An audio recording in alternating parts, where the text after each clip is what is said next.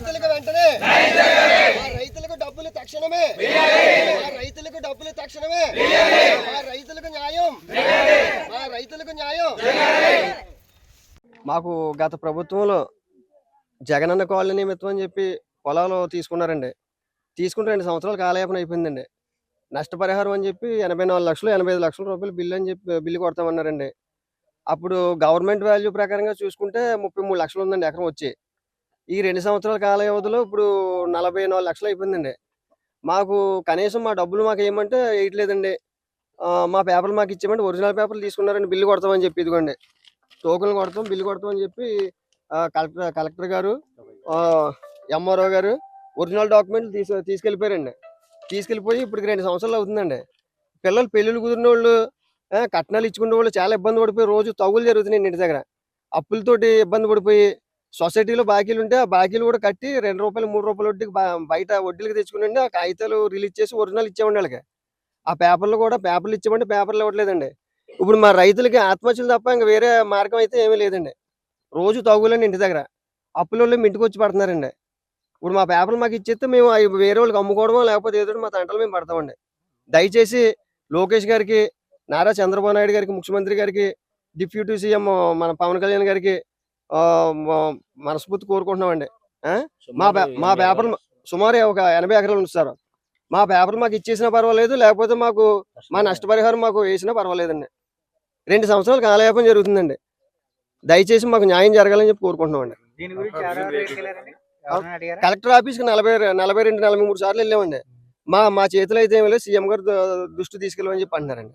RDO దగ్గరికి 30 సార్లు వెళ్ళామండి. ఎంఆర్ఓ ఆఫీస్కి వెళ్ళామండి.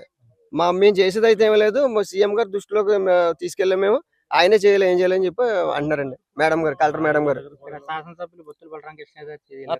వెళ్ళాం సార్. ఆయన కూడా సీఎం దృష్టి తీసుకెళ్తామన్నారండి. అది కూడా ప్రపోజ్ చేసి మాట్లాడుతాను వాళ్ళతో సార్తో మాట్లాడతాను చెప్పి చెప్పారండి. మీరు ఏ నమ్మకంతో భూములు ఇచ్చారండి?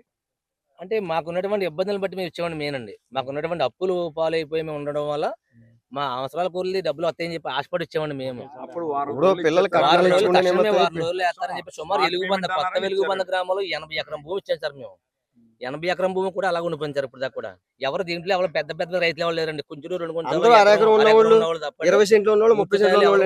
ఎకరాల దీంట్లో ఎవరు లేదు సార్. అసలు వాళ్ళకున్న ఇబ్బందుల్ని వాళ్ళ కుటుంబం పోషకానికి ఏదో వస్తాయి అని చెప్పి ఆశతోనే, అంటే వారం రోజుల్లో వస్తాయన్న ఆశతోనే ఇచ్చారు. వెంటనే డబ్బులు పడిపోతున్నాయంటే ఏ పెళ్లిళ్ళకో దేనికో అప్పులకో ఉపయోగపడతాయి కదని చెప్పి ఇచ్చామండి.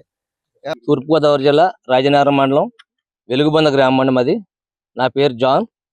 ఇక్కడ గత ప్రభుత్వంలో జగన్ ప్రభుత్వంలో ఇళ్ల స్థలాలు ఇస్తారని చెప్పని రైతులందరినీ కూడా కూడబెట్టి తక్షణమే వారం రోజుల్లో డబ్బులు మీకు వేస్తామని చెప్పని ప్రభుత్వం తరపు నుంచి ఉన్నటువంటి అధికారులందరూ కూడా ఎంఆర్ఓ గారు అవ్వచ్చు, పై అధికారులు అందరూ కూడా కలిపి వచ్చి తక్షణమే మీకు వారం రోజుల్లో డబ్బులు వేస్తారని చెప్పని ఈ గ్రామంలో ఉన్న రైతుల దగ్గర డాక్యుమెంట్లు అన్ని తీసుకున్నారండి.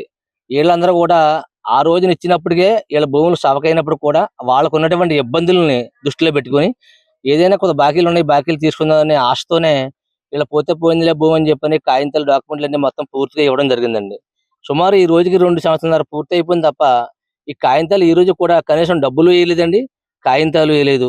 దీనికి ప్రజలు ఏమి చేసుకోవాలన్న ఆందోళన పడిపోయి వీళ్ళకి ఉన్నటువంటి ఇబ్బందులు పడి అప్పులను ఎలా తీర్చుకోవాలని బాధతో ఆత్మహత్యలు చేసుకునే పరిస్థితికి వచ్చారండి వెలుగుబంద గ్రామ ప్రజలందరూ కూడా. కాబట్టి ఇప్పుడున్నటువంటి ప్రభుత్వం దీని వెంటనే చర్యలు